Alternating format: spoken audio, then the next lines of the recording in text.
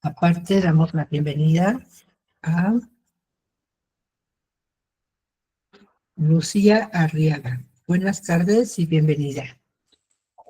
Ahora sí, decíamos que vamos a ver dentro de este espacio, perdón que me regrese tantito para que quede dentro de la grabación, dentro de los asuntos a tratar, es la bienvenida. Bienvenida, Lucía, a sus demás compañeras ya les di la bienvenida. Vamos a ver cuál es la función comunicativa con la que nosotros constantemente establecemos una comunicación, qué es lo que queremos lograr a través de nuestros mensajes.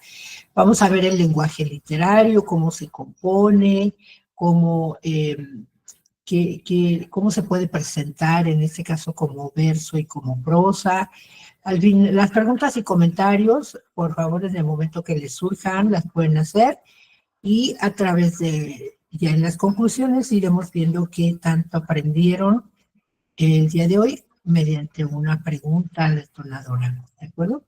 Y les decía que las normas de la etiqueta son principios de cordialidad que debemos observar en nuestra comunicación a través de, ya sea de la mensajería, de plataforma o del correo electrónico o de los foros de aprendizaje.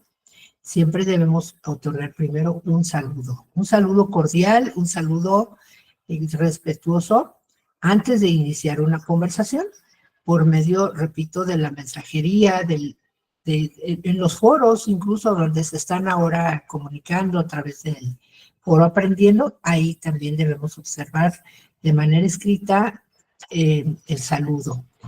El respeto también es uno de los principales principios que debemos observar. Y hablando del respeto, si se dan cuenta, si han visto por ahí, hablando de política, cómo hubo una gresca, unos jaloneos en el foro, en las sesiones del Senado. Ahí que hubo pues una falta de respeto. ¿Pero por qué? Porque acuérdense que en la postura de que uno tiene, en las opiniones que tenemos, de las aportaciones o las opiniones de otros, no tiene nada que ver con la persona, ¿de acuerdo? Entonces, no se tomen muy a pecho alguna opinión que reciban ustedes de sus compañeros o de algún agente educativo de prepa en línea. Siempre es hacia la opinión, nunca hacia la persona, para que vayamos fomentando esta cordura, esta cordialidad, este respeto. Y muchas veces, aunque no estemos de acuerdo, debemos respetar esa opinión del otro, ¿verdad? Porque si no, llegaríamos a una situación como la que se vio, si se enteran, a través de algunos canales de comunicación, como el YouTube, donde pues se perdió el respeto, ¿verdad? Se perdió la cordialidad. Y también tiene mucho que ver con el control de emociones, ¿están de acuerdo? O sea, en sus actividades socioemocionales, en las habilidades que ustedes deben desarrollar, está precisamente eso, conocer las emociones y cómo las deben ir controlando, ¿verdad? Para no llegar a una agresión física incluso, ¿verdad? Bien, otra de las normas o principios que buscamos es que escriban correctamente el nombre de la persona a quien se dirigen, ya sea a través del mensajero, repito, todos los canales de comunicación que tenemos a través de Prepa en Línea, sobre todo en los foros, cuando se dirijan a alguien en específico, mencionen su nombre, ¿sí? Y no nada más decir, hola, estimada compañera, yo estoy de acuerdo con tu opinión porque me gusta cómo te expresaste. No, sino decir, hola, compañera Laura López, me encanta tu opinión porque mencionas tal y tal y tal, ¿no? O sea, siempre mencionar el nombre.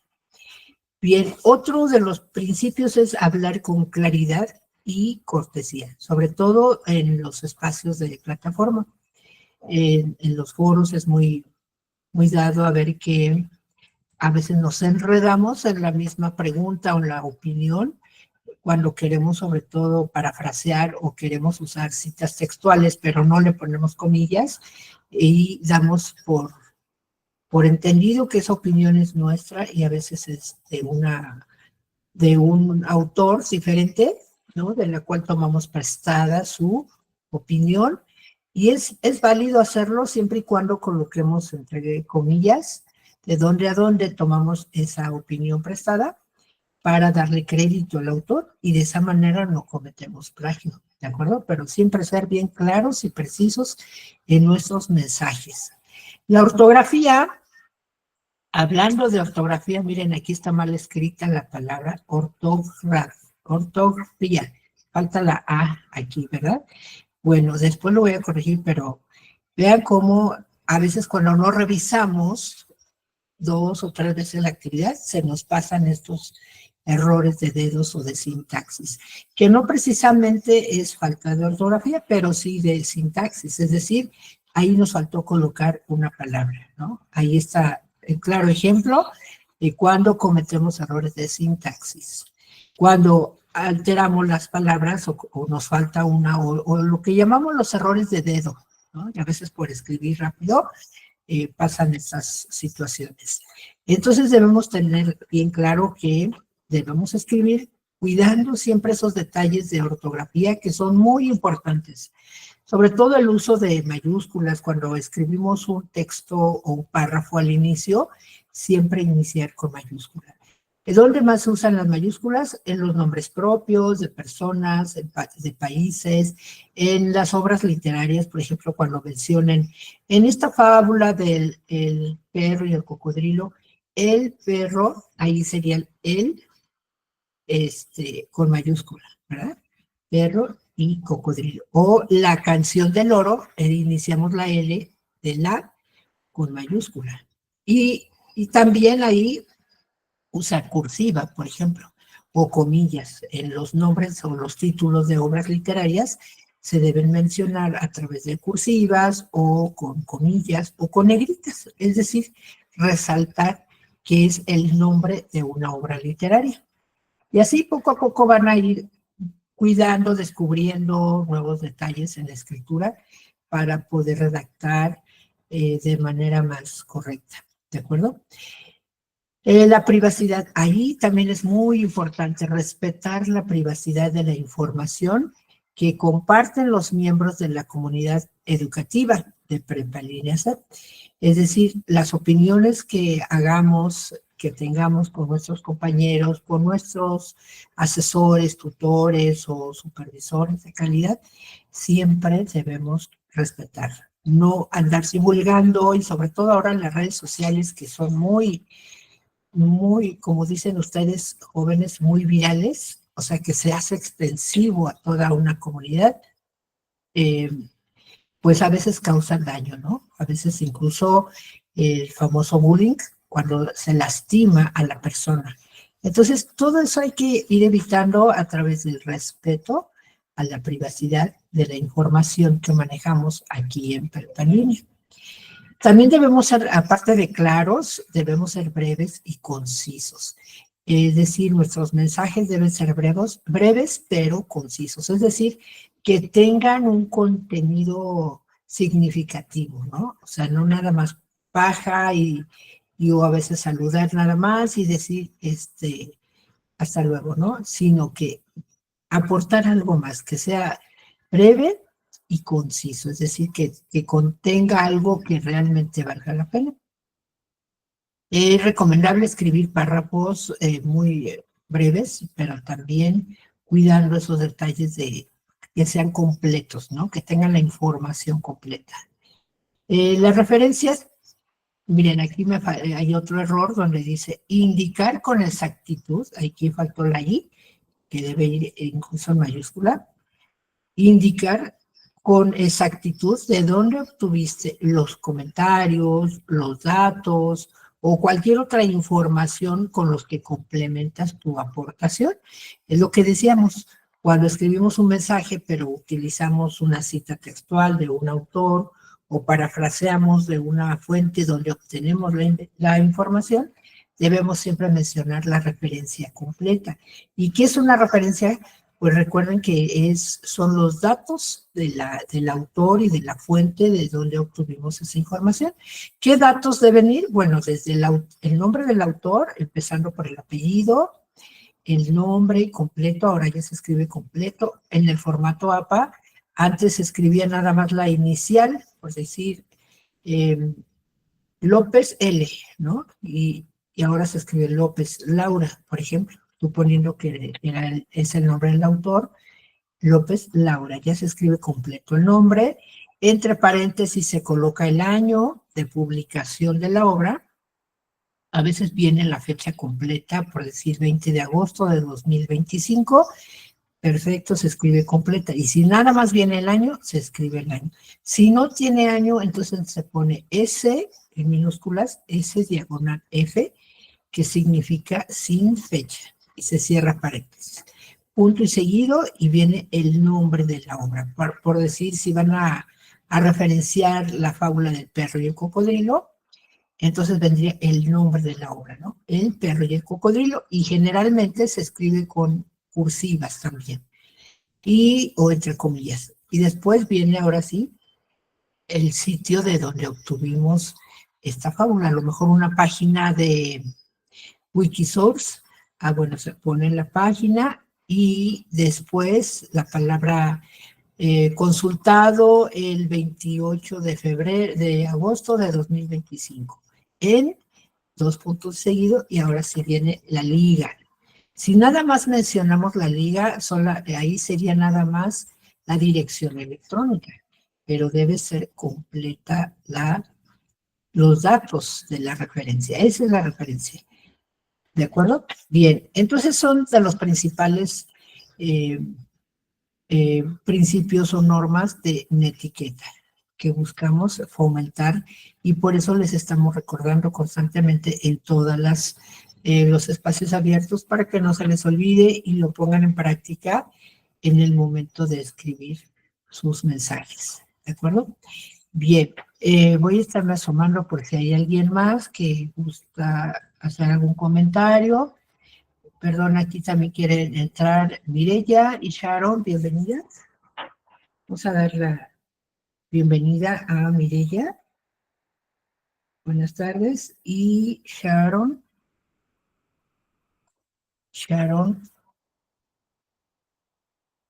Déjenme ver el apellido, porque creo que tenemos dos Sharon. Ok, bien. Entonces, seguimos. Si hay algún comentario, por favor, en el chat, lo pueden hacer. Ok. Entonces, les decía, vamos a pasar a ver otro tema que es muy importante, para que vayamos entendiendo cómo vamos a identificar dentro de un texto literario, sobre todo cuando es un lenguaje literario, un lenguaje artístico, cuando es otro tipo de texto, de acuerdo a la función comunicativa que tienen cada uno de los textos, y sobre todo con qué intención nos comunicamos los seres humanos. Según Roman Jakobson, es un lingüista que se ha dedicado a estudiar la lengua y sus recursos, propone él 6 funciones con las que nos comunicamos, es decir, 6 formas de expresarnos para obtener respuesta del otro. En nuestro canal de comunicación, en el círculo de la comunicación, acuérdense que está compuesto de un emisor, que es el que aporta el mensaje, seguida de precisamente del mensaje, es lo que se dice, un canal, a través de un canal. Acuérdense que la comunicación puede ser oral, escrita, a través de señas, de gestos, con otro tipo incluso ahora con la tecnología, incluso los semáforos, si se dan cuenta ahora ya son semáforos inteligentes, cuando ponen la numeración de cuánto tiempo tenemos para cruzar la calle, los peatones, ¿no? Es una forma de comunicación también, nos indica, ahí sería una comunicación vial, ¿verdad? Pero bueno, regresando a las funciones, con qué oraciones nos dirigimos para poder obtener respuesta del receptor, que es el último elemento del círculo de la comunicación, que después se convierte en emisor cuando da la respuesta. ¿Se acuerdan de ese círculo de la comunicación? Donde el receptor ahora se convierte en emisor, emite un mensaje a través de un canal a un receptor. Bueno, pues dentro de lo que es el mensaje, hay un tipo de función. Y aquí les pongo dos que tienen que ver con la literatura, mencionadas sombreadas en verde, que son las que más constantemente vamos a encontrar dentro de los textos literarios. Y vamos a ver algunos ejemplos para que nos vaya quedando más claro a qué nos referimos con función. ¿Cuál es la intención? ¿Qué recursos usamos? Y algunos ejemplos. Por ejemplo, la función emotiva o expresiva, que constantemente la vamos a encontrar en textos, sobre todo líricos, es decir, que tienen que ver con el receptor que emite siempre o manifiesta o expresa sus sentimientos, sus emociones. ¿Cómo lo va a hacer? Bueno, a través de una entonación exclamativa o interrogativa, sobre todo el uso de pronombres y formas verbales en primera persona. Quiere decir que el que se comunica o el que expresa un sentimiento soy yo, ¿no? Primera persona. Siempre vamos a mencionar esos sentimientos o emociones y dirigidos hacia alguien, hacia una segunda persona, ¿no? Entonces, sobre todo les decía, lo vamos a encontrar en los textos líricos, donde el poeta es el que escribe poemas o poesía o textos líricos, siempre va a expresar emociones, sentimientos, ¿no? Como lo que leyeron en Sor Juana Inés, ¿no? Al que ingrato me deja, busco amante. Me está hablando en primera persona, ¿no? El que me hace daño o el que me deja, entonces busco amante. Ya desde ahí, desde el título, ya viene ahí una mención del pronombre personal, que es en primera persona. Y la función, decíamos, es emotiva o expresiva, porque expresa emociones, sentimientos. Por ejemplo, qué alegría me da verte, a mí me da verte, me encanta el helado. O sea, yo hablo de lo que a mí me encanta, que a mí me gusta. Por eso vamos a encontrarlo constantemente en los textos líricos, repito, ¿no? Es decir, el género lírico en subgéneros como la poesía, el soneto, la canción, la oda, las redondillas que se daban en aquel siglo XVII de Sor Juana Inés. Ahora ya no usamos tanto las redondillas ni otro tipo de textos, más bien poesía libre, poesía que ya tampoco tiene tanta métrica o rima o cadencia, sino más bien figura retórica, ¿no? Como la metáfora y todo eso. Incluso si en la canción del oro que ustedes van a leer, van a encontrar una prosa poética, ¿no? Entonces, no precisamente tiene rima, ¿no? O ritmo, pero sí tiene muchas figuras retóricas, que son como las metáforas, y ahorita vamos a ver. Después tenemos una función representativa o referencial. Ahí la intención es solamente informar o transmitir un contenido, un mensaje. Los recursos que se usan es un léxico claro, apropiado, sencillo, exento de adornos o frases recargadas, entonación neutra y sin emotividad. Obviamente que no se va a referir a la literatura, ¿verdad? Por ejemplo, decimos, el agua es buena conductora de la electricidad. Esa es una frase que incluso la damos por hecho, ¿no? Porque está comprobado. Generalmente este tipo de mensajes los vamos a encontrar en los textos científicos o los textos divulgativos, ¿no? Como las los periodísticos, donde la intención es dar una nota o un mensaje sin mostrar emociones, sin mostrar un lenguaje recargado, no, es un lenguaje objetivo, directo, como cuando las noticias, ¿no? Los noticieros dan una noticia tal cual es, sin mostrar subjetividad o emociones. Esta función siempre la vamos a representar, decía, en los textos o encontrar en los textos científicos. Por ejemplo, las ventas aumentaron un 3% este trimestre. Se está dando solamente un informe, una nota, ¿no? No estamos buscando que el lector pues tenga ciertas emociones, ¿no? Simplemente enterarse. Esa es la función representativa o referencial.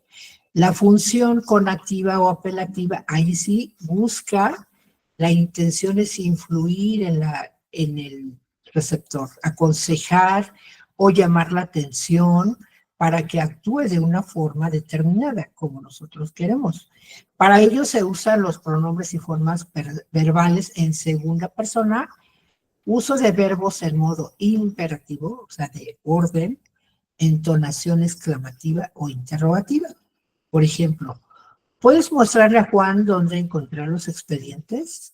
O sea, ahí estamos como dándole o pidiéndole a alguien que le muestre los expedientes a Juan. Estamos queriendo que el otro haga lo que nosotros pedimos, ¿cierto?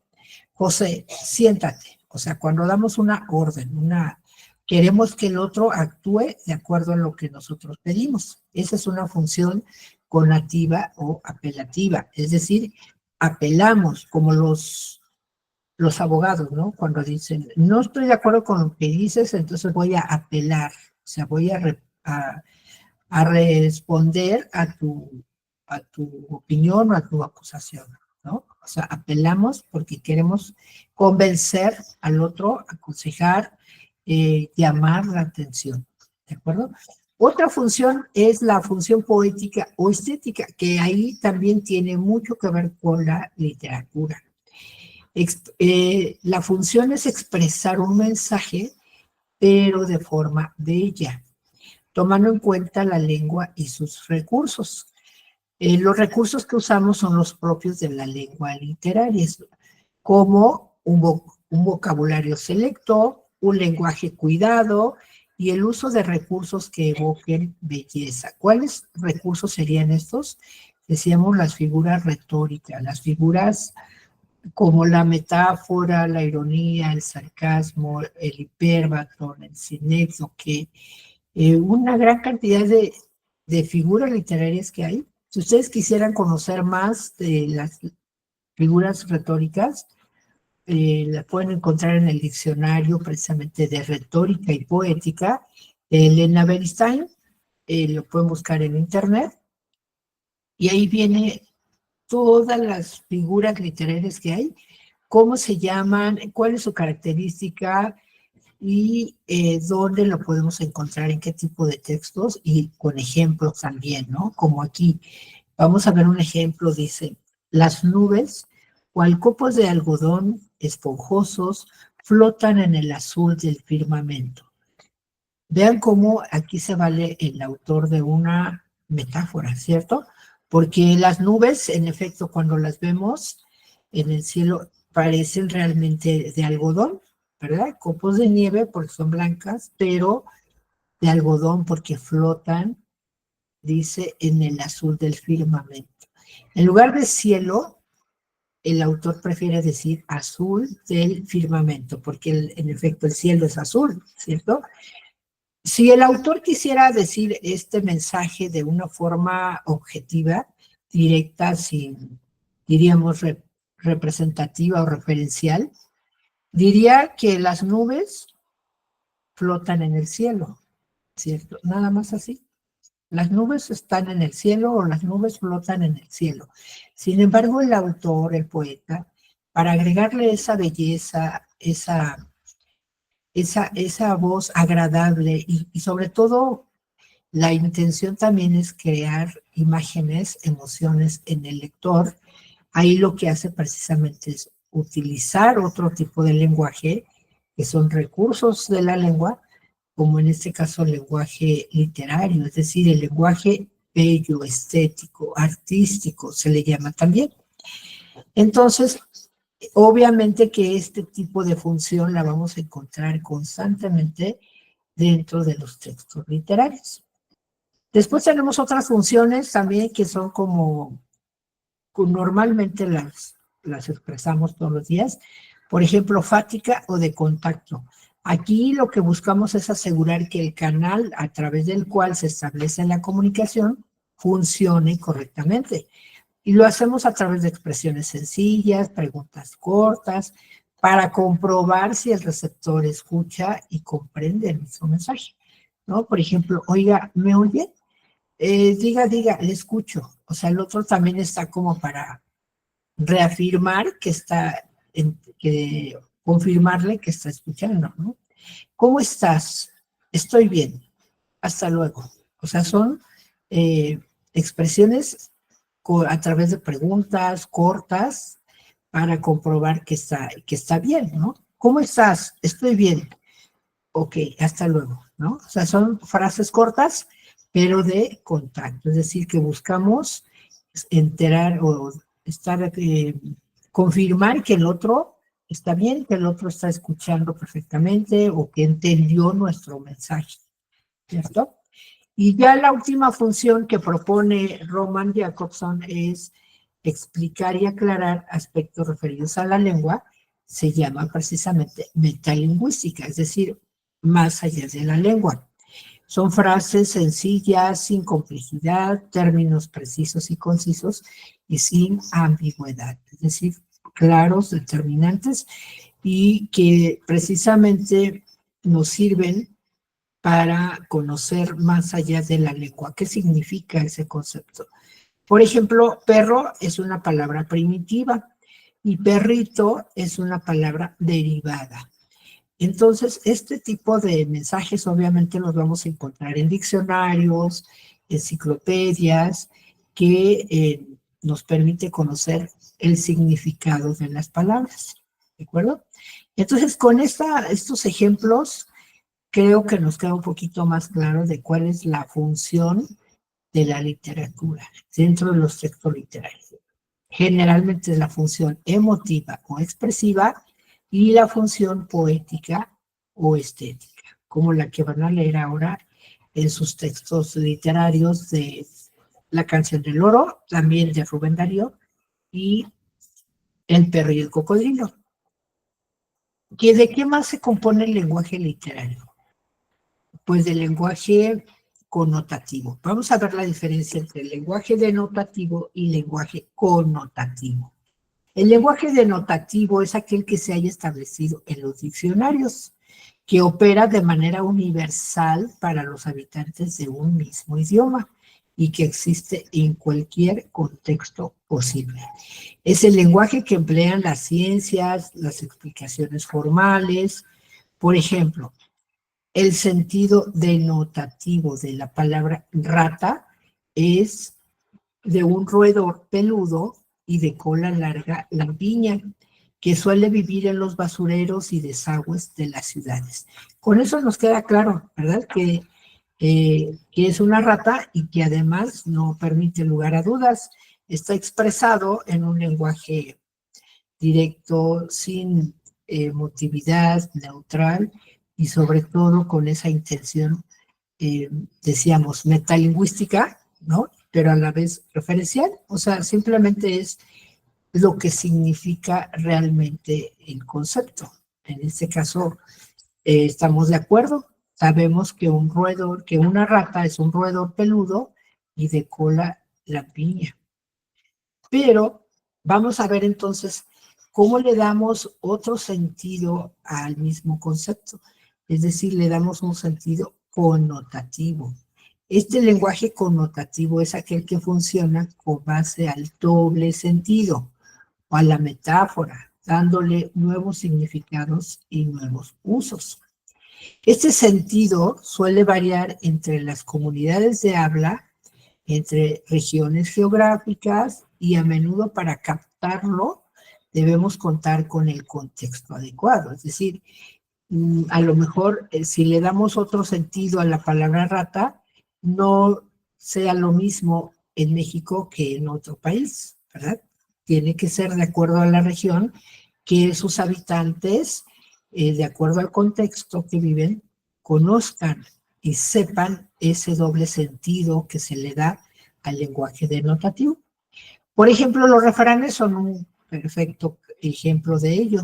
Los vocabularios dialectales, ¿no? Por ejemplo, los que hablan Tepito, ¿no? Tienen un tipo de lenguaje muy específico, donde se entienden perfectamente porque son de la región, son de ahí. Los que estamos fuera o lejos, a veces no captamos bien ese doble sentido, ese sentido connotativo que se le da a la palabra. Por ejemplo, en Venezuela, que es un país latinoamericano, se emplea el término rata para referirse a alguien cruel o malintencionado, mientras que en Argentina, es otro país, suele emplearse como sinónimo de mezquino, avaro o poco generoso. En México, ¿qué sentido le damos a la palabra rata? Coméntenme. Para ustedes, ¿qué significaría o qué otro sentido le damos a la palabra rata en México? Acuérdense que estamos en nuestro territorio, en México, pues generalmente sí sabemos a lo que le decimos rata. A ver, coméntenme. Mientras le doy la bienvenida a Danitza. Bienvenida, buenas tardes. Dice Melina, a las personas que son ladrones o las personas corruptas. Exacto. ¿Sí se dan cuenta? Y que Lucía dice ladrón, amante de lo ajeno. Exacto. Vean cómo si captamos ese sentido de connotativo del sentido denotativo de rata. Entonces, es darle otro significado. Dice Diana, pues también en México lo conocemos con dos sentidos, que es como una persona deshonesta. Así es. Es un poco incluso parecido, ¿no? En Venezuela, que es una persona cruel o malintencionada, y en Argentina es un sinónimo de mezquino, avaro, poco generoso. Pues no difiere mucho de lo de en México, ¿no? Le llamamos exacto una persona que defrauda. Dice Mireya, los mexicanos a la palabra rata le damos muchos sentidos, pero yo creo que la principal es al animal que habita en los lugares sucios. En efecto, ese es el sentido denotativo, o sea, lo que realmente significa que en efecto sabemos perfectamente que una rata es un animal de cola larga, lampiña, peludo y que vive en los desagües, en la basura. Ese es el sentido denotativo, lo que realmente significa. Pero cuando nosotros le queremos dar doble sentido a una palabra o a otra palabra, ya le buscamos otro significado, pero obviamente que lo entendemos todos aquellos que habitamos en una misma región. Vamos a ver otros ejemplos para que vaya quedando más claro de oraciones en lenguaje denotativo. Por ejemplo, los pájaros son animales voladores, emplumados y vívidos. Ese es el significado real, ese es el lenguaje denotativo. Pero si yo tomo la palabra pájaros y le doy otro sentido a la palabra pájaros y lo utilizo en un lenguaje connotativo y digo, más vale pájaro en mano que 100 volando. ¿Se dan cuenta cómo estoy utilizando ese concepto, pero le estoy dando otro sentido? ¿Qué significaría para ustedes el decir más vale pájaro en mano que 100 volando? Donde ya le estamos dando otro sentido. A ver, coméntenme a través del chat. Mientras voy anotándole sus puntos a los que ya están participando.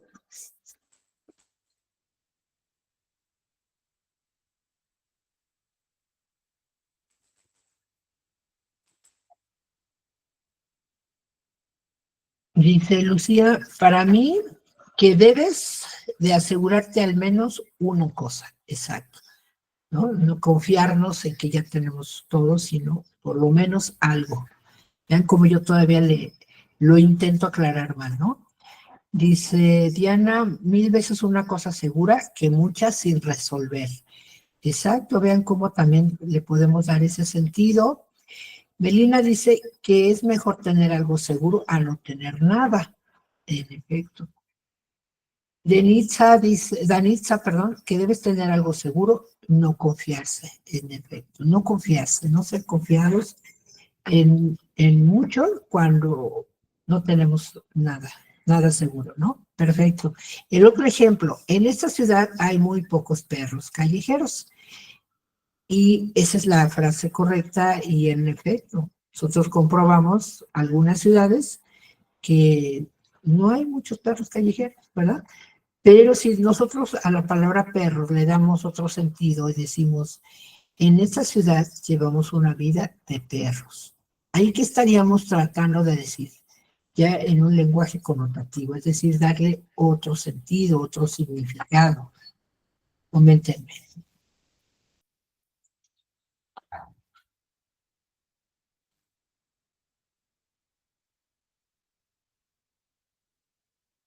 Dice Diana, una vida muy complicada, que no es muy fácil, así es. Melina, que tenemos una mala vida, quizás de mucho pleito o peleas, en efecto, los perros constantemente están en ese tipo de circunstancias, ¿verdad? Se pelean ya sea entre ellos, entre perros, o incluso atacan a la gente. Dice Lucía, se vive en una situación que no es apta para cualquier humano, en efecto, porque los perros callejeros, si se dan cuenta, son pateados, les arrojan agua, los corren, los golpean, ¿no? Dice Mireya, por ejemplo, sería una vida de pleitos, de problemas, exacto. Constantemente se andan metiendo problemas los perros. Normalmente se utiliza para dar a entender, dice Danitza, una vida difícil o muy complicada, en efecto. Los perros callejeros viven una vida, pues mala, ¿no? De hambre, de frío, de cansancio, ¿no? Cuando hace mucho calor se les queman las patitas y no saben ni dónde meterse. No hay agua donde a veces donde tengan que tomar agua o cuando llueve se inunda, pues pobres también se, se ahogan, ¿no? Entonces, vean cómo, en efecto, llevar una vida de perros es llevar una mala vida. Eh, exacto, dice Danitza, ya leímos esta, ¿verdad? Una vida muy difícil o muy complicada, en efecto. Vean cómo si lo entendemos, a pesar de que le damos ese sentido connotativo. Vamos a ver otro. Venus y Marte son los planetas más cercanos a la Tierra. Eh, y si a Venus y Marte le damos otro sentido y le ponemos que los hombres son de Marte y las mujeres son de Venus, ¿qué querríamos decir ahí? ¿Qué sentido le estamos dando? ¿Qué otro significado a la palabra Marte y Venus?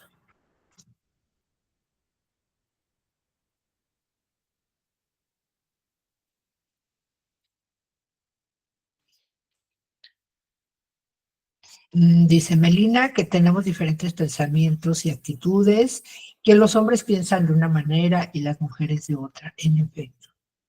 Normalmente así somos y tiene que ver también con nuestra constitución biológica, ¿verdad? Yo creo que sería como que piensan de manera diferente. Así es, dice Lucy. Así es, somos diferentes en forma de pensar, en forma de actuar. Dice Diana que los hombres y las mujeres somos cercanos, pero tenemos una personalidad distinta. Así es, somos muy diferentes. Vean cómo sí queda claro. Tengo mucha hambre en este preciso momento. Y si yo le doy a la palabra hambre el sentido connotativo de hambre de experiencias y conocimientos, ¿qué estaré diciendo ahí? Tengo hambre de experiencias y conocimientos. Como que es un tanto, incluso podría caber ahí, este, otro refrán que diría no solo de pan vive el hombre, ¿verdad? Sino de experiencias y conocimientos. Dice aquí Danitza, quiero aprender y tener conocimientos. Exacto. Melina, que queremos tener vivencias, viajes, historias. En efecto, esa es la experiencia, ¿verdad? Lucía, quiero sentir algo nuevo, experimentar. Exacto. Y Mireya dice, se podría decir que tiene ganas de sobresalir adelante y no ser conformista. En efecto, cuando adquirimos esas experiencias, conocimientos, estamos dejando de ser conformistas, ¿no? Y buscamos algo más allá. Vean cómo sí queda claro, a pesar de que lo mencionamos con una frase muy sencilla, tengo hambre de experiencias y conocimientos. Y el último ejemplo, el cielo de hoy está repleto de nubes. Y si yo la palabra nubes la pongo en una frase que dice, Cristina tiene siempre la cabeza en las nubes. ¿Qué estaré significando allí a las nubes? Dice Danitza que no pone atención a una situación por estar pensando en otra cosa. Así es, está distraída, ¿no? Dice Lucía, Cristina se la pasa disociando. Es otra palabra también muy más elegante, más rebuscada, pero significa lo mismo. Dice Diana Isabel que no se puede concentrar en una sola cosa.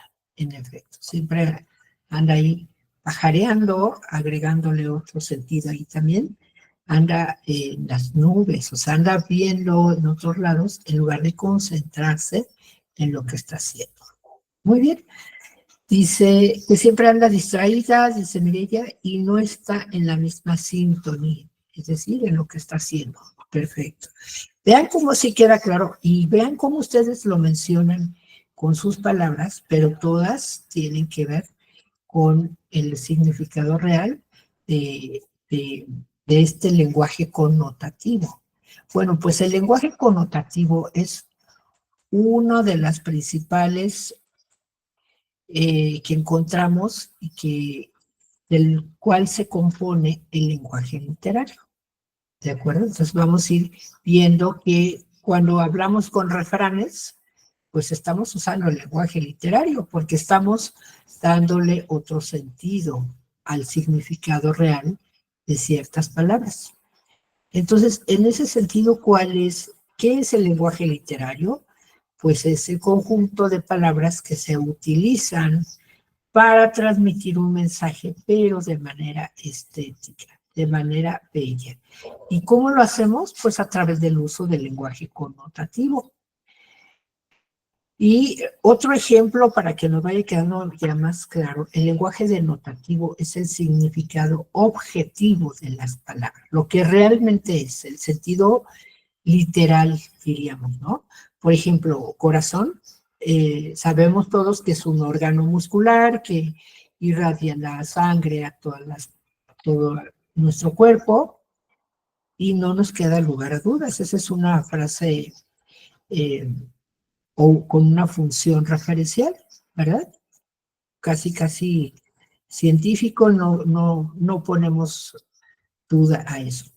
Pero si nosotros a la palabra corazón le damos un sentido connotativo, quiere decir que le estamos dando un sentido subjetivo, que tiene que ver con las emociones, por eso se utiliza generalmente en las obras literarias. Entonces ya vamos viendo que el lenguaje literario se compone de un lenguaje connotativo. Por ejemplo, corazón, decíamos, lo atribuimos generalmente al sentimiento del amor. En ese sentido, construimos muchas frases, muchas obras completas incluso acerca del amor, ¿no? Y podemos decir, te amo con todo el corazón. Ahí estamos usando la palabra corazón y amor, lo estamos relacionando y lo entendemos muy bien. Literalmente sabemos que los sentimientos no están en el corazón, sino en la mente, ¿no? En el cerebro. Pero como nosotros lo relacionamos con los sentimientos y sabemos o queremos siempre atribuir al corazón, donde se albergan los sentimientos, pues por eso decimos esa frase, te amo con todo el corazón. O lo contrario, el desamor, ¿no? Cuando alguien deja de querer a alguien, dice, me partiste el corazón. Sabemos que literalmente, pues no se puede partir el corazón, o a menos que acuchille, ¿no? Pero en cambio entendemos que significa me heriste mis sentimientos, me lastimaste, ¿no? Entonces, vean cómo vamos a ir comprobando que el lenguaje connotativo forma parte del lenguaje literario. Ahora, las formas del lenguaje literario también se puede expresar de manera en prosa o en verso. El verso es un enunciado o conjunto de palabras que forma una unidad en un poema y está sujeto a ritmo, a medida, cadencia, musicalidad, etc. En cambio, la prosa, y el verso se escribe de manera vertical, porque cada oración tiene ciertas sílabas y a la siguiente oración constantemente viene esa rima en la última palabra. En cambio, la prosa es nuestra forma de expresión lingüística habitual, como normalmente nos comunicamos, expresamos y escribimos, ¿no? De manera horizontal. Y no está sujeta a medida ni a cadencia del verso. Entonces, contrario, ¿no? al verso. Pero podemos transformar un lenguaje o una forma de verso a una forma de prosa, ¿sí? O viceversa, ¿no? Vamos a ver, por ejemplo, en la prosa esta oración que dice, era el mes de mayo, hacía calor y los trigos comenzaban a crecer. El campo estaba lleno de flores y los pájaros cantaban. Los enamorados paseaban. Vean cómo es una narración en prosa normal y se entiende muy bien estas frases, ¿no?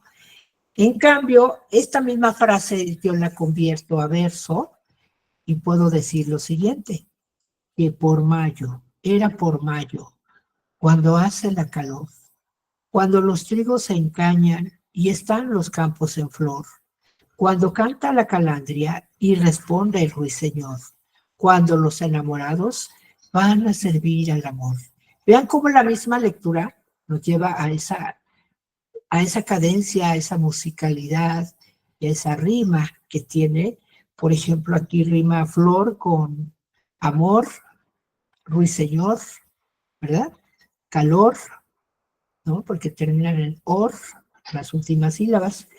Y vean cómo se escribe en manera vertical, porque así lo exigen las oraciones para poder encontrar esa medida, esa cadencia, esa musicalidad cuando lo mencionamos, ¿no?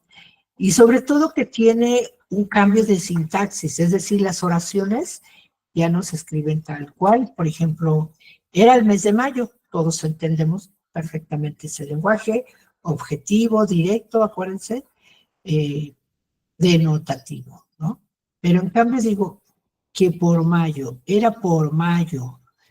Aquí ya le cambiamos la sintaxis, ¿no? En lugar de decir era el mes de mayo, era por mayo. Cuando hace la calor, en lugar de decir hacía calor, cuando hace la calor, incluso ya cambia ahí el calor por la calor, ¿no? Y cambia incluso el artículo. Cuando los trigos se encañan, en lugar de decir cuando los trigos comenzaban a crecer. Entonces ya ahí comprendemos que encañar es sinónimo de crecer, ¿verdad? El campo estaba lleno de flores, y aquí diríamos, y están los campos en flor. Vean cómo ahí cambia también la forma de expresión. Y los pájaros cantaban. Y aquí cuando canta la calandria, porque la calandria tiene un tono de... ¿qué hacen los pájaros? ¿Pían? No, los pájaros cantan, ¿no? Los pájaros cantan. Tiene un canto muy bonito, ¿se dan cuenta? Por eso utiliza aquí el autor la calandria. Y cuando dice los enamorados paseaban. En cambio aquí dice, cuando los enamorados van a servir al amor. O sea, lo expresa de una manera poética. ¿Y para qué hace el autor todo esto? Precisamente para hacerle sentir emociones al lector a través de este lenguaje bello, estético, metafórico, hace que nosotros despierte emociones, ¿cierto? ¿Están de acuerdo? Que nosotros vivamos ciertos sentimientos o que comprendamos los sentimientos que expresa el autor, ¿de acuerdo? Entonces sí queda claro cuál es el lenguaje literario, que está compuesto de lenguaje connotativo, pero también de metáforas, figuras retóricas, para expresar algo de forma bella, de no decir algo tan común, tan así, tan directo, sino expresarlo de otra manera, de una manera estética. ¿Para qué haría esto el lector, el autor? Bueno, para conmover al lector, para hacerlo consciente también de ciertas emociones, para divertirlo, para distraerlo, para conmoverlo, ¿no? Todas esas formas o esos objetivos que persigue el autor es expresar lo que él siente, lo que él observa, cómo lo hace de forma bella, pero para que nosotros los lectores vivamos esas emociones como las siente él, ¿de acuerdo? Vamos a ver el lenguaje, la segunda actividad integradora que se llama lenguaje y expresión humana. Aquí los autores emplean formas de expresiones diferentes de las que usamos en el lenguaje cotidiano para expresar de manera única sus visiones del mundo y de la vida. Es importante que tomen esto en cuenta cuando lean textos de forma analítica, para que comprendan mejor el mensaje que quieren transmitir.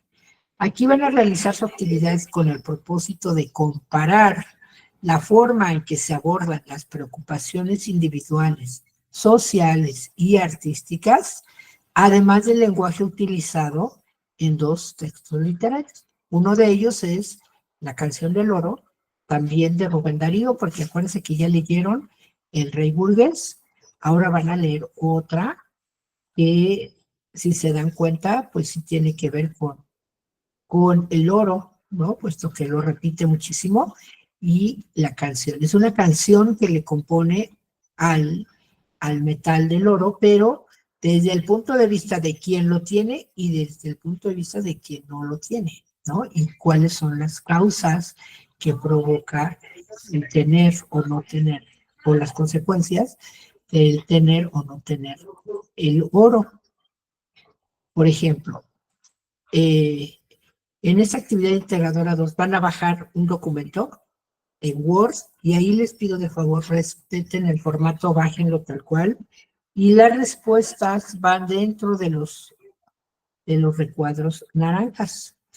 Y aquí les hago una recomendación, no es obligación, tampoco se evalúa, pero yo sí les pido de favor que le pongan a su documento sus datos, su nombre, el grupo, la fecha, el nombre de su asesora virtual y el nombre de la actividad. Pueden ustedes incluir una portada bonita ahí con un diseño como ustedes quieran, o bien dentro del mismo documento, en la primera parte de la arribita, antes del nombre de la actividad, pónganle sus datos, por favor, para que yo sepa exactamente de quién es la actividad. Aparte de que la nomenclatura de su archivo debe llevar la clave como la dice en las instrucciones, ¿de acuerdo? Y acuérdense, el nombre no, y sus apellidos no lo escriban todo en mayúsculas. La primera letra en mayúscula de su nombre y después minúsculas. Después la primera mayúscula de su apellido va pegadito a su nombre y después minúsculas. Y después otra mayúscula para su segundo apellido y después minúsculas. Después el guión bajo y la clave, ¿no? En este caso MO4, que es módulo 4, S1, que es semana 1, AI2, actividad integradora 2. ¿De acuerdo? Esa es la clave con la que deben guardar sus archivos. Ahora, En esta vienen las preguntas que aprendiste del texto. Todas estas preguntas, chicos, son que van a surgir de su propia opinión. Aquí no hay preguntas malas o incorrectas, sino ver su opinión, ver qué logran ustedes aprender del texto, mencionarlo con sus palabras, y en la segunda pregunta, si identifican una problemática social de la vida real, ya sea social o individual en el texto, ¿no? Y por supuesto que lo van a encontrar, van a ver, y lo van a mencionar en la segunda respuesta. Pero, por favor, ahí les pido que no copien, por favor, no cometan plagio, porque queda su actividad como no evaluable y van a ir demeritando tanto su aprendizaje como su calificación. Dice por aquí Danitza, a mí no me permite escribir la respuesta en los cuadritos, tuve que eliminarlos porque no me dejaba editar el archivo. Bueno, seguramente no lo han podido identificar. Miren, acuérdense que los recuadros le colocan un clic y aparecen unos circulitos en cada lado de cada recuadro. Entonces ahí donde ustedes colocan su cursor en el puntito y sin soltar el cursor lo bajan y se hace más amplio el cuadro. Pero es importante que lo bajen tal cual y sobre todo ojalá pudiera ser la versión más actual de Word que tengan ustedes para que el formato sea compatible, ¿de acuerdo? Ahora, si no pueden bajarlo porque no es compatible su Word, porque a lo mejor tienen un Word 7 y el que se maneja ahora es el 11, un ejemplo, uno de los más actuales, bueno, pues entonces ahí ustedes mismos pueden hacer los recuadros. Una vez que ya escribieron sus respuestas, se van entonces a la barra de herramientas de Word, ahí donde dice, donde está un cuadrito, ¿no? Donde viene, ya sea que hagan un cuadro, ahí le pueden hacer, sombrean su respuesta, colocan en el cursor de sombrear o de delinear su recuadro, y al ladito viene, del lado derecho, izquierdo, perdón, vienen también los colores. Entonces ahí eligen el color naranjita y ustedes mismos pueden hacer sus recuadros. Pero sí es importante que vayan haciendo el formato. Sí pueden cambiarle de color si gustan a los recuadros o a su tipo de letra, tamaño, pero no, que no se confunda la pregunta con la respuesta, que tenga una presentación, una buena imagen, ¿de acuerdo? Tratan de respetar el formato. Si no, ustedes mismos hagan sus recuadros, ¿de acuerdo, Danitza? Diana dice, a mí también me parecía lo mismo, compañera, pero como dice el asesor, amplié el cuadrito y le di clic dentro del recuadro y así ya se puede. Es decir, pueden ampliar el recuadro hacia abajo y hacia los lados. ¿De entonces, es importante para que le den formalidad, le den buena imagen a su documento. Bien, gracias, Diana. Ahora dice, ¿qué opinas sobre el lenguaje que utiliza el autor? Ahí, acuérdense que cuando hacemos un análisis literario, lo primero que hacemos es una lectura exploratoria. Con la lectura exploratoria, exploramos, como su nombre lo dice, percibimos con la mirada el título del autor, el título de la obra, perdón, el nombre del autor, tratamos de indagar qué género literario es, ¿cierto? Si es una poesía, si es un cuento, si es una obra de teatro. Tratamos de ver qué lenguaje está escrito, si es un lenguaje común, formal o literario, ¿no? Poeta. Con todos esos elementos que son elementos de la forma, es decir, la estructura que el autor le da a su texto, podemos irnos dando ya una idea, incluso hacemos una hipótesis de qué tratará el texto, ¿no? Nos preguntamos de qué va a tratar, esa es una hipótesis. Incluso desde el título a veces ya nos damos una idea. La canción del oro, pues obvio que es una canción dedicada al oro, pero si se dan cuenta es un pretexto para poder hablar el autor de un problema social muy grave que se vive en la sociedad en la que el autor vivía. Por eso es importante siempre relacionar el texto con el contexto. Es decir, hay que investigar quién era Rubén Darío, por qué escribía de esa manera, cómo era su mundo social en el que él se desarrollaba, y entonces van a comprender por qué Rubén Darío escribe esa canción del oro, pero en el fondo de ese lenguaje tan poético, tan bello, tan estético, encierra una crítica social hacia un problema que está habiendo o que está observando él en su sociedad. ¿De acuerdo? Por eso es importante siempre vincular el texto con el contexto del autor y el contexto de la obra. Y entonces en el contexto del autor se van a dar cuenta cómo el autor, por qué utiliza ese tipo de lenguaje y cómo se llama, a qué corriente literaria pertenece. Entonces ahí se van a dar cuenta, ¿por qué escribe así el autor? Incluso era considerado el padre del modernismo, así se llama esa corriente literaria.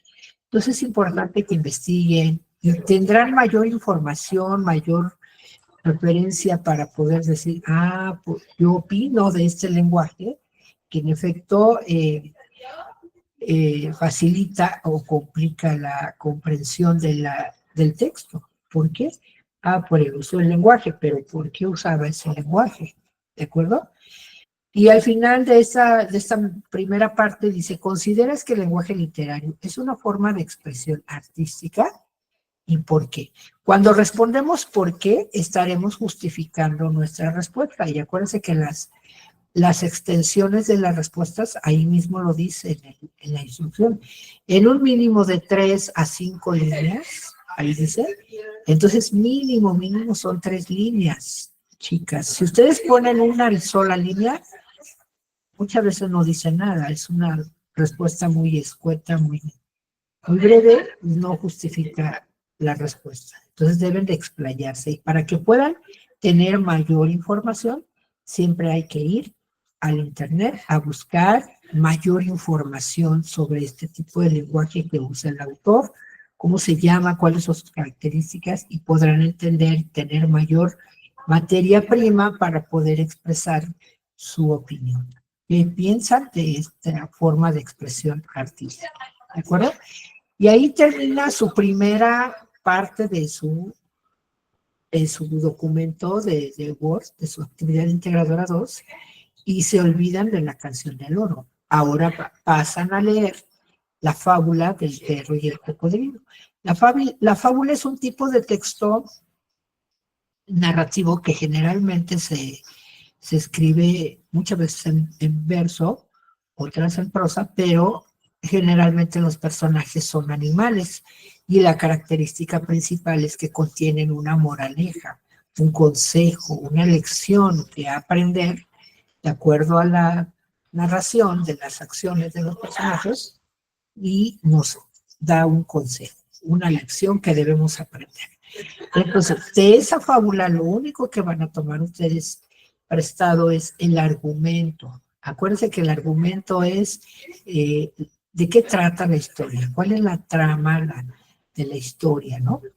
Lo van a narrar ustedes de manera cotidiana, de un lenguaje común, como normalmente se expresan. Y ahí mismo dice, como si se lo contaran a un amigo, ¿no? Entonces, como cuando narran una película, ¿no?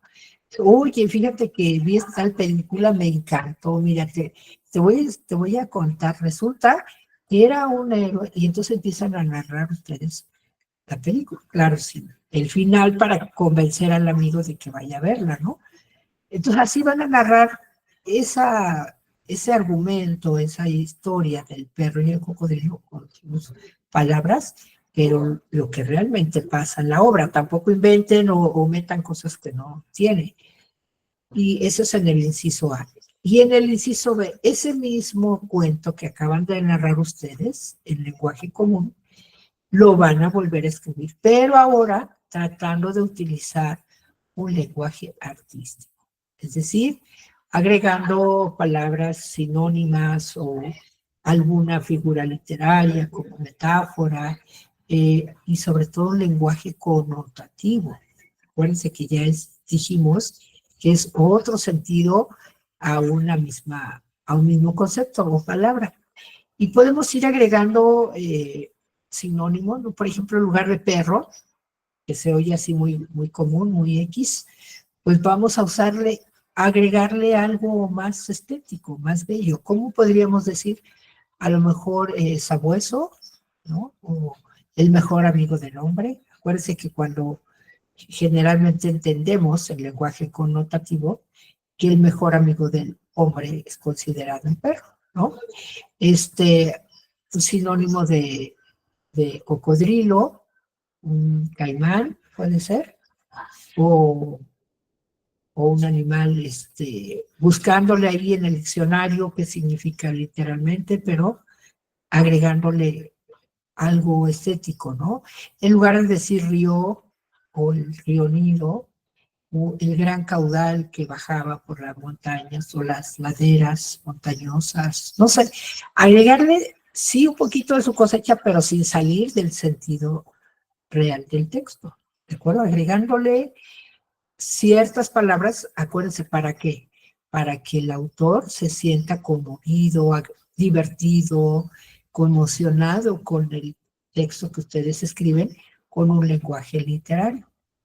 Ahora, de esas dos narraciones que ustedes hicieron, el lenguaje común y el lenguaje literario, van a extraer, van a reconocer y van a mencionar cuál es el fondo del texto y cuál es la forma.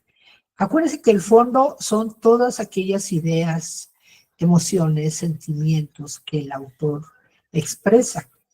Y la forma es cómo expresa esos sentimientos, qué forma le da, qué género literario utiliza, qué tipo de lenguaje, ¿no? Que si es en verso, si es en prosa, etcétera. Esa es la estructura, la forma que le da a sus emociones, a sus sentimientos o a sus ideas que expresa el autor. Ese es el fondo, que es lo que nos narra la fábula.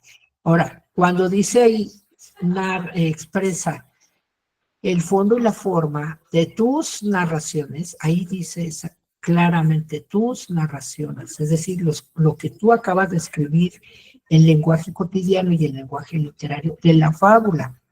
Ya no se refiere a la canción del oro, esa ya no la mencionan porque esa ya fue ahí fue analizado el lenguaje de la canción del oro, hasta ahí. En la segunda parte solamente van a identificar el fondo y la forma, pero de las narraciones que ustedes escribieron, ya ni siquiera de la fábula, porque de la fábula lo único que tomamos fue prestado el argumento, el tema, la materia prima con la que vamos a trabajar, pero ya no mencionen, el fondo de la fábula es verso, no estamos hablando de la fábula, sino de las narraciones de ustedes que acaban de escribir, ¿de acuerdo? Entonces por eso hay que leer muy bien las instrucciones. Bien. Y al final, precisamente el hacer esta actividad de escribir en lenguaje común y después transformarlo en lenguaje literario, es la experiencia que ustedes van a narrar al final y decir cuál lenguaje les gustó más en el momento que elaboraron sus narraciones, el lenguaje común o el lenguaje literario. ¿De acuerdo? Es la última opinión y ahí cierra su actividad. Sí, es también importante, les he pedido que por favor agreguen también las referencias, en este caso del texto que leyeron, que van a leer El perro y el cocodrilo y La canción del oro. Si consultaron alguna enciclopedia, algún libro de retórica, el contexto del autor en alguna enciclopedia, también menciónenlo. O sea, todo el material que ustedes utilicen del internet, por favor, compartan la referencia. ¿Por qué? Es una forma, yo sé que no lo pide la rúbrica ni tampoco es motivo de evaluación, pero sí de práctica, porque yo les hago ahí mención, ¿sabes qué? Tienen los datos completos, pero no están escritos de la manera que debe ser. Primero va el apellido del autor, el nombre completo, ya no nada más la inicial, y así les hago un comentario para que vayan mejorando la forma de referenciar sus fuentes, porque en la actividad integradora 3 sí se va a requerir sí se va a evaluar la colocación de la referencia. Y si ahorita no practican y yo les voy haciendo algunas correcciones, pues se les va a complicar más. Entonces, por favor, escriban las referencias, ¿de acuerdo? Como una sugerencia para que yo les vaya ahí dando algunos tips. ¿Sabes qué? Si están bien, pero no coloques todo en mayúsculas, minúsculas y mayúsculas donde corresponda. Aquí va un punto en lugar de coma. Aquí va el sitio donde obtuviste esta información, etcétera. Yo les voy haciendo algunas sugerencias para que vayan mejorando su forma de referenciar sus fuentes. ¿De acuerdo? Bien, ya para ir cerrando, ya me pasé un poco, perdón. ¿Alguna pregunta, algún comentario hasta ahorita? Dice Mireya, voy entendiendo, perfecto, gracias. Justo ahora voy a pasar a esa actividad, perfecto. Sí tiene extensión que son de 5 a 10 renglones. Sí, en algunas respuestas les piden de 5 a 10 líneas, mínimo 5. Entonces traten de explayarse, pero con contenido, con algo valioso, no pura paja. Chicos, traten de ser más abiertos, más expresivos, pero con algo que realmente valga la pena. Y no importa que utilicen paráfrasis o citas textuales. Acuérdense, cuando usan citas textuales, coloquen entre comillas y entre paréntesis el apellido del autor y el año. Yo les compartí en el foro de Aprendiendo algunos ejemplos de cómo estoy utilizando ahí las citas textuales para que también vean cómo se aplican. Y si gustan, en la siguiente sesión vamos a ver cómo se hacen las referencias, las citas textuales y cómo se parafrasea una información. De acuerdo, muy bien, gracias. Entonces vamos a ver, en las conclusiones vimos cuál es la función comunicativa de los textos literarios. Acuérdense, es emotiva o expresiva y, no, a ver, permítanme, tiene dos nombres, ¿no? Vamos a regresarnos un poquito para que veamos que cada una de las funciones tiene dos nombres. Es la emotiva, ¿dónde está? Aquí está, emotiva o expresiva, en efecto. Y la otra es poética o estética, ¿de acuerdo? Poética o estética es una y emotiva o expresiva es la otra. Son las dos funciones que generalmente utiliza los textos literarios, o para lo cual se usan los textos literarios. ¿Qué otra cosa vimos? Vimos el lenguaje denotativo, que es mencionar los conceptos tal cual son, ¿verdad? Lo que realmente significa. En cambio, el lenguaje connotativo es aquel que le damos otro sentido, pero utilizando también figuras retóricas, ¿no? Como la metáfora, y de lo cual también se compone el lenguaje literario, de las figuras retóricas, del lenguaje connotativo, y también se le da una forma en verso o en prosa. ¿Vean cómo ese tipo de lenguaje es el que se usa dentro de los textos literarios? ¿De acuerdo? Entonces, díganme ustedes, entonces, ¿para qué sirve el lenguaje literario? Como conclusión de lo que han aprendido hoy. Ya para ir cerrando, díganme, ¿para qué nos sirve el lenguaje literario?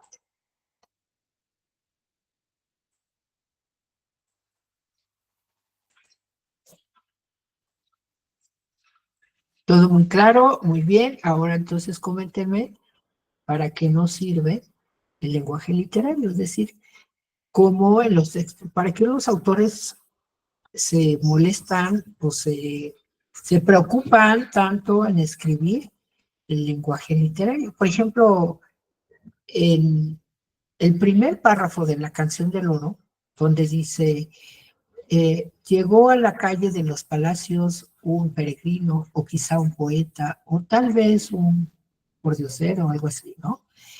Y bajo la sombra de los grandes árboles, donde hay una competencia entre el ónix, el pórfido, el mármol, el ágata, y llega el mendigo donde las cúpulas de los palacios eh, caen ante algo así de los rayos del sol, ¿no? Que brillan con los rayos del sol, las cúpulas doradas, algo así menciona. ¿Por qué el autor se preocupa en mencionar todo esto para decirnos de manera estética que un mendigo llegó a la calle de los Palacios en un atardecer? Eso es lo que quiere decir objetivamente, de manera denotativa. Pero en cambio el autor prefiere utilizar metáforas y un lenguaje connotativo para expresarnos la belleza, la estética, y que nosotros nos imaginemos como lectores cómo eran esos palacios construidos, porque si de pronto no conocen los conceptos, por ejemplo, de pórfido, ágata, mármol, ónix, bueno, acudamos al diccionario y entonces nos vamos a dar cuenta que son piedras, materiales duros con los que se construían los palacios de aquella época, ¿no? De Rubén Darío, en 1800 y algo. Entonces, nos vamos imaginando cómo es esa calle de los Palacios, con esas columnas, altas columnas, dice, ¿no? Como de los griegos. Y entonces vamos disfrutando, vamos sintiendo ese calorcito del sol en un atardecer, ¿no? Cuando se va metiendo o va a salir un sol en un amanecer. Eso es lo que quiere decir, pero él prefiere decirlo de manera estética. ¿Para qué lo hace el autor? ¿Cuál sería el objetivo? Dice, a ver, nos regresamos tantito, dice Lucía, para mí es embellecer una historia, en efecto, de hacerlo de manera estética, un texto, ¿verdad? Dice Diana, para podernos expresar de una manera embellecedora, así es, donde se puede decir de una forma indirecta lo que está pasando a nuestro alrededor, en efecto. Y muchas veces para disfrazar esa realidad dura, cruel que a veces vemos, pero el autor lo hace, lo expresa de manera bella, ¿verdad? Muy bien, Diana.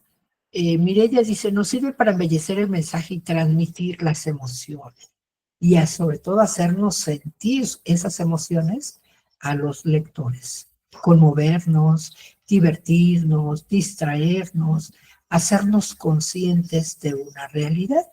Acuérdense que la intención comunicativa del autor, en el caso de los demás textos, es hacernos conscientes de esa realidad que ellos nos están ofreciendo, pero de manera velada, de manera como disfrazada con ese lenguaje bello. Así es. Muy bien, entonces nos queda claro. Yo creo que van a tener buenas opiniones respecto al uso del lenguaje literario en los textos literarios. Muy bien. Pues les agradezco muchísimo. Cualquier duda, por favor, coméntenme. A lo mejor ahorita ya no tienen duda, pero en el momento eh, que estén haciendo su actividad, pues les surja una duda, en ese momento pregúntenme y yo les voy a apoyar con alguna explicación o algún material, ¿no? Para que puedan apoyarse y puedan entender mejor cómo van a realizar su actividad integradora 2. ¿De acuerdo? Muchísimas gracias. Participen en el foro Aprendiendo, los sigo invitando y no olviden revisar la grabación cuantas veces sea necesaria para que no les quede dudas. Muchísimas gracias, Mireya, Diana Isabel, Lucía, Melina y Diana Isabel. Danitza, también por ahí está, y me parece que Sharon ya no entró.